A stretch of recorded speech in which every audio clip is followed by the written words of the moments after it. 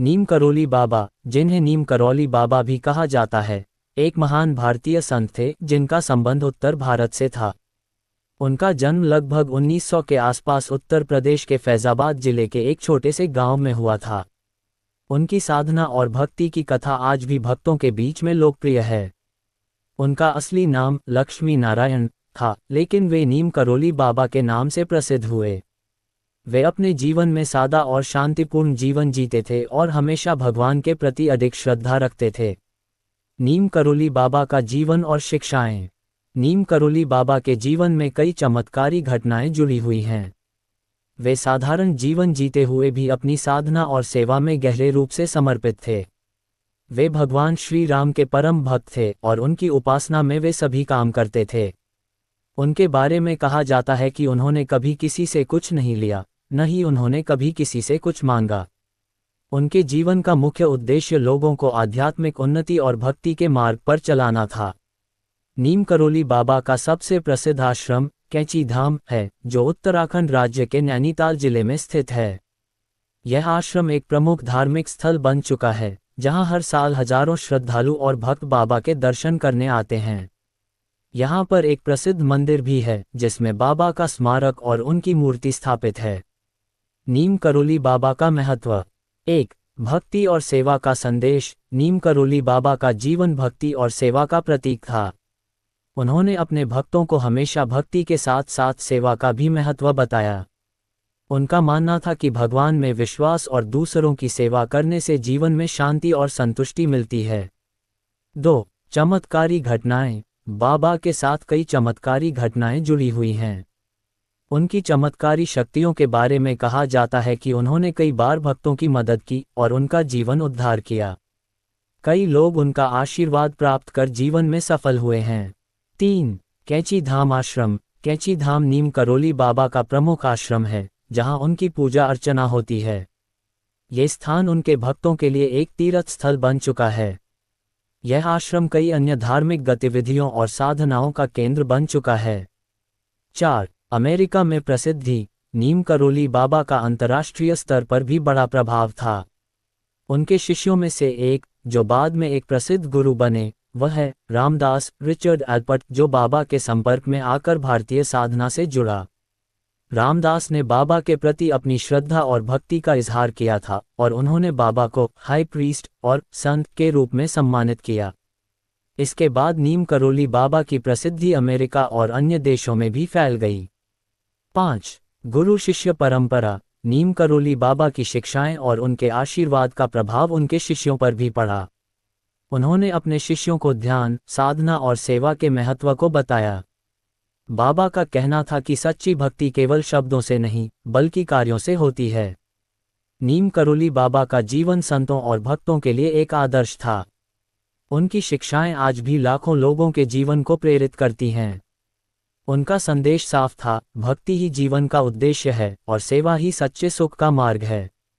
उनके विचारों का अनुसरण करके आज भी लोग अपने जीवन को अधिक शांतिपूर्ण और आध्यात्मिक बना रहे हैं। बाबा नीम करौली जी के बारे में 10 रोचक जानकारी। बाबा नीम करौली एक चमत्कारिक बाबा थे। उनके भक्त उन्हें हनुमान जी का अवतार मानते हैं। वे एक सीधे सादे सरल व्यक्ति थे। उनके संबंध में कई तरह के चमत्कारिक किस्से बताए जाते हैं। आओ जानते हैं बाबा नीम करौली जी के संबंध में 10 रोचक बातें। 1. नीम करौली बाबा का वास्तविक नाम लक्ष्मी नारायण शर्मा था। उत्तर प्रदेश के अकबरपुर गांव में उनका जन्म 1900 के आसपास हुआ था। 17 वर्ष की उम्र में ही उन्हें ज्ञान की प्राप्ति हो गई थी। उनके पिता का नाम दुर्गा प्रसाद शर्मा था। 11 वर्ष की उम्र में ही बाबा का विवाह हो गया था। 2. 1958 में बाबा ने अपने घर को त्याग दिया और पूरे उत्तर भारत में साधुओं की भांति विचरण करने लगे थे। उस दौरान लक्ष्मण दास, हांडी वाले बाबा और तिकोनिया वाले बाबा सहित वे कई नामों से जाने जाते थे। गुजरात के ववानिया मोरबी में तपस्या की तो वहां उन्हें तलैया बाबा के नाम से पुकारते लगे थे। 3. एक बार बाबा फर्स्ट क्लास कंपार्टमेंट में सफ़र कर रहे थे। जब टिकट चेकर आया तो बाबा के पास टिकट नहीं था। तब बाबा को अगले स्टेशन नीम करौली में ट्रेन से उतार दिया गया। बाबा थोड़ी दूर पर ही अपना चिपटा धरती में गाड़कर बैठ गए। ऑफिशियल्स ने ट्रेन को चलाने का ऑर्डर दिया और गार्ड ने ट्रेन को हरी झंडी दिखाई, परंतु ट्रेन 1 इंच भी अपनी जगह से नहीं हिली।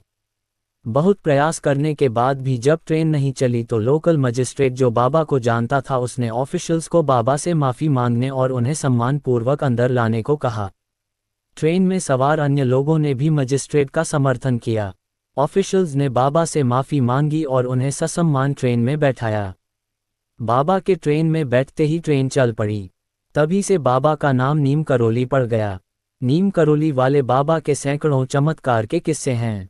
4. उत्तराखंड के नैनीताल के पास कैची धाम में बाबा नीम करौली 1961 में पहली बार यहां आए और उन्होंने अपने पुराने मित्र पूर्णानंद जी के साथ मिलकर यहां आश्रम बनाने का विचार किया था। बाबा नीम करौली ने इस आश्रम की स्थापना 1964 में की थी। 5. नीम करौली बाबा का समाधि स्थल नैनीताल के पास पंतनगर में है।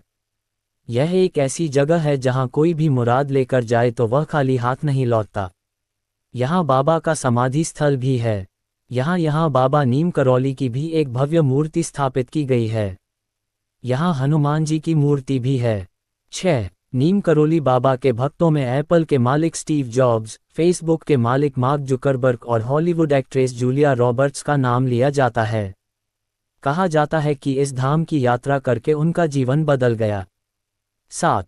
15 जून को देवभूमि कैची धाम में मेले का आयोजन होता है और यहाँ पर देश विदेश से बाबा नीम करौली के भक्त आते हैं। इस धाम में बाबा नीम करौली को भगवान हनुमान का अवतार माना जाता है।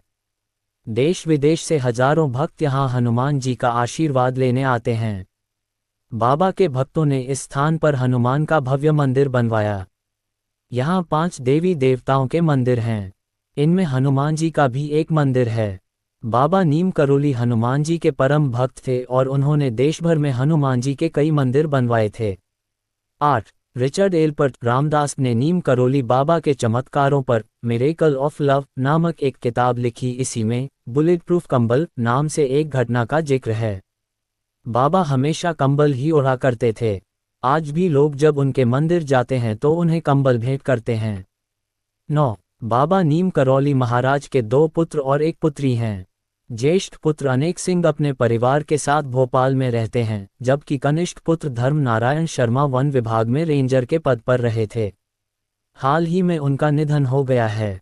10. उन्होंने अपने शरीर का त्याग 11 सितंबर 1973 को वृंदावन में किया था।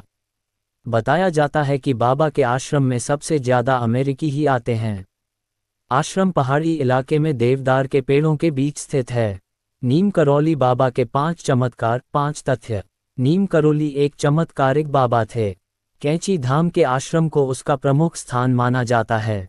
वे एक सीधे सादे सरल व्यक्ति थे। विश्व भर में उनके लाखों भक्त हैं। उनके भक्त उन्हें हनुमान जी का अवतार मानते हैं। आओ जानते हैं उनके संबंध में 5 तथ्य और उनके जीवन से जुड़े 5 चमत्कारी किस्से। नीम करौली बाबा के 5 तथ्य। 1. नीम करौली बाबा का वास्तविक नाम लक्ष्मी नारायण शर्मा था। उत्तर प्रदेश के अकबरपुर गांव में उनका जन्म 1900 के आसपास हुआ था। उनके पिता का नाम दुर्गा प्रसाद शर्मा था। 11 वर्ष की उम्र में ही बाबा का विवाह हो गया था। बाबा नीम करौली महाराज के 2 पुत्र और 1 पुत्री हैं। ज्येष्ठ पुत्र अनेक सिंह अपने परिवार के साथ भोपाल में रहते हैं, जबकि कनिष्ठ पुत्र धर्म नारायण शर्मा वन विभाग में रेंजर के पद पर रहे थे। हाल ही में उनका निधन हो गया है। 2. 17 वर्ष की उम्र में ही उन्हें ज्ञान की प्राप्ति हो गई थी। 1958 में बाबा ने अपने घर को त्याग दिया और पूरे उत्तर भारत में साधुओं की भांति विचरण करने लगे थे। उस दौरान लक्ष्मण दास, हांडी वाले बाबा और तिकोनिया वाले बाबा सहित वे कई नामों से जाने जाते थे। गुजरात के ववानिया मोरबी में तपस्या की तो वहां उन्हें तलैया बाबा के नाम से पुकारते लगे थे। 3. उत्तराखंड के नैनीताल के पास कैची धाम में बाबा नीम करौली 1961 में पहली बार यहां आए और उन्होंने अपने पुराने मित्र पूर्णानंद जी के साथ मिलकर यहां आश्रम बनाने का विचार किया था। बाबा नीम करौली ने इस आश्रम की स्थापना 1964 में की थी। आश्रम पहाड़ी इलाके में देवदार के पेड़ों के बीच स्थित है। नीम करौली बाबा का समाधि स्थल नैनीताल के पास पंतनगर में है। यह एक ऐसी जगह है जहां कोई भी मुराद लेकर जाए तो वह खाली हाथ नहीं लौटता। यहाँ बाबा का समाधि स्थल भी है। यहाँ बाबा नीम करौली की भी एक भव्य मूर्ति स्थापित की गई है। यहाँ हनुमान जी की मूर्ति भी है। 4. नीम करौली बाबा के भक्तों में एप्पल के मालिक स्टीव जॉब्स, फेसबुक के मालिक मार्क जुकरबर्ग और हॉलीवुड एक्ट्रेस जूलिया रॉबर्ट्स का नाम लिया जाता है। कहा जाता है कि इस धाम की यात्रा करके उनका जीवन बदल गया। बताया जाता है कि बाबा के आश्रम में सबसे ज्यादा अमेरिकी ही आते हैं। नीम करौली बाबा की मृत्यु के पश्चात 1974 में स्टीव जॉब्स भी आत्मज्ञान के लिए उनके आश्रम में आए थे और इसके पश्चात ही उन्होंने आज के दौर की मशहूर कंपनी एप्पल की स्थापना की थी। मार्क जुकरबर्ग जब उनके आश्रम में आए थे तब फेसबुक का प्रारंभिक दौर चल रहा था और यहाँ पर उनके मन में कुछ नए विचार उपजे जिससे फेसबुक आज की अपनी स्थिति प्राप्त कर पाया है। 5. 15 जून को देवभूमि कैंची धाम में मेले का आयोजन होता है और यहाँ पर देश विदेश से बाबा नीम करौली के भक्त आते हैं। इस धाम में बाबा नीम करौली को भगवान हनुमान का अवतार माना जाता है। देश विदेश से हजारों भक्त यहाँ हनुमान जी का आशीर्वाद लेने आते हैं। बाबा के भक्तों ने इस स्थान पर हनुमान का भव्य मंदिर बनवाया।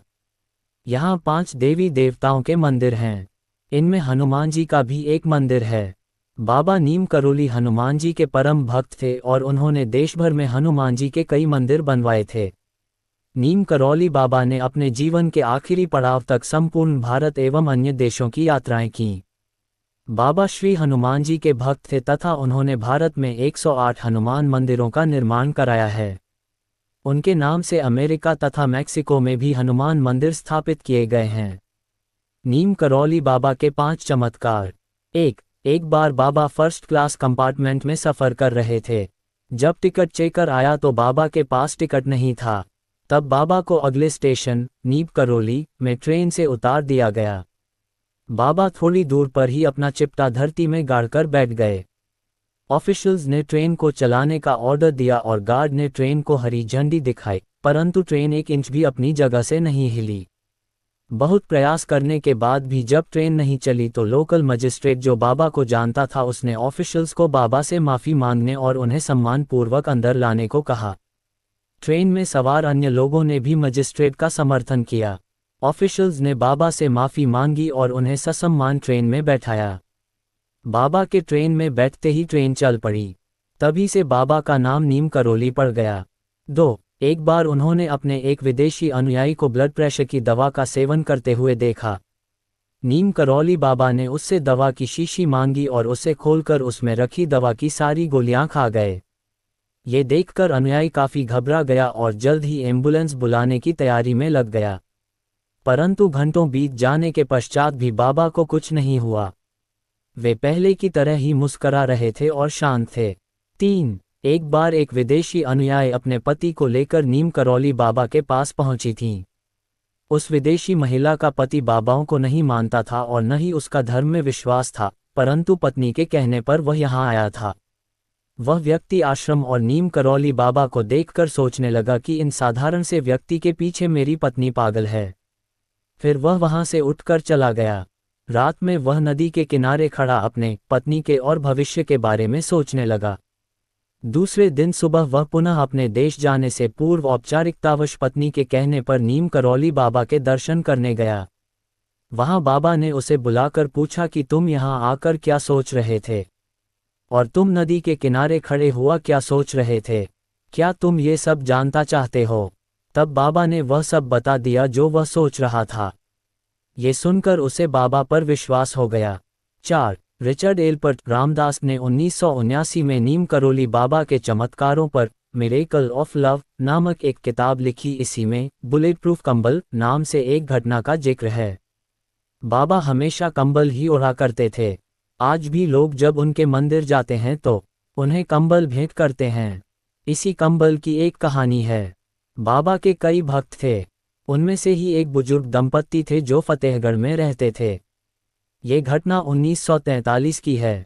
एक दिन अचानक बाबा उनके घर पहुंच गए और कहने लगे वे रात में यहीं रुकेंगे। दोनों दंपत्ति को अपार खुशी तो हुई, लेकिन उन्हें इस बात का दुख भी था कि घर में महाराज की सेवा करने के लिए कुछ भी नहीं था। हालांकि जो भी था उन्होंने बाबा के समक्ष प्रस्तुत कर दिया। बाबा वह खाकर एक चारपाई पर लेट गए और कंबल ओढ़कर सो गए। दोनों बुजुर्ग दंपत्ति भी सो गए, लेकिन क्या नींद आती। महाराज जी कंबल ओढ़कर रात भर कराहते रहे, ऐसे में उन्हें कैसे नींद आती। वे वहीं बैठे रहे उनकी चारपाई के पास। पता नहीं महाराज को क्या हो गया, जैसे कोई उन्हें मार रहा है। जैसे तैसे कराहते कराहते सुबह हुई। सुबह बाबा उठे और चादर को लपेटकर बुजुर्ग दंपत्ति को देते हुए कहा, इसे गंगा में प्रवाहित कर देना। इसे खोलकर देखना नहीं, अन्यथा फंस जाओगे। दोनों दंपत्ति ने बाबा की आज्ञा का पालन किया। जाते हुए बाबा ने कहा कि चिंता मत करना, महीने भर में आपका बेटा लौट आएगा। जब वे चादर लेकर नदी की ओर जा रहे थे तो उन्होंने महसूस किया कि इसमें लोहे का सामान रखा हुआ है, लेकिन बाबा ने तो खाली चादर ही हमारे सामने लपेटकर हमें दे दी थी। खैर, हमें क्या, हमें तो बाबा की आज्ञा का पालन करना है। उन्होंने वह चादर वैसी की वैसी ही नदी में प्रवाहित कर दी। लगभग 1 माह के बाद बुजुर्ग दंपत्ति का इकलौता पुत्र बर्मा फ्रंट से लौट आया। वह ब्रिटिश फौज में सैनिक था और दूसरे विश्व युद्ध के वक्त बर्मा फ्रंट पर तैनात था। उसे देखकर दोनों बुजुर्ग दंपत्ति खुश हो गए और उसने घर आकर कुछ ऐसी कहानी बताई जो किसी को समझ नहीं आई। उसने बताया कि करीब महीने भर पहले एक दिन वह दुश्मन फौजों के साथ घिर गया था। रात भर गोलीबारी हुई, उसके सारे साथी मारे गए लेकिन वह अकेला बच गया। मैं कैसे बच गया यह मुझे पता नहीं। उस गोलीबारी में उसे एक भी गोली नहीं लगी। रात भर वह जापानी दुश्मनों के बीच जिंदा बचा रहा। भोर में जब और अधिक ब्रिटिश टुकड़ी आई तो उसकी जान में जा आए। ये वही रात थी जिस रात नीम करोली बाबा जी उस बुजुर्ग दंपत्ति के घर रुके थे। 5. जूलिया रॉबर्ट ने बाबा को कभी नहीं देखा था, परंतु उनके सपने में बाबा अक्सर आ जाते थे। एक दिन उन्होंने उनका चित्र कहीं पर देखा और वे तभी से उनकी भक्त बन गई थी। जूलिया रॉबर्ट ने उनके चित्र देखकर और अमेरिका में निवास कर रहे उनके अनुयायियों से उनके किस्से सुनकर हिंदू धर्म को अंगीकार कर लिया।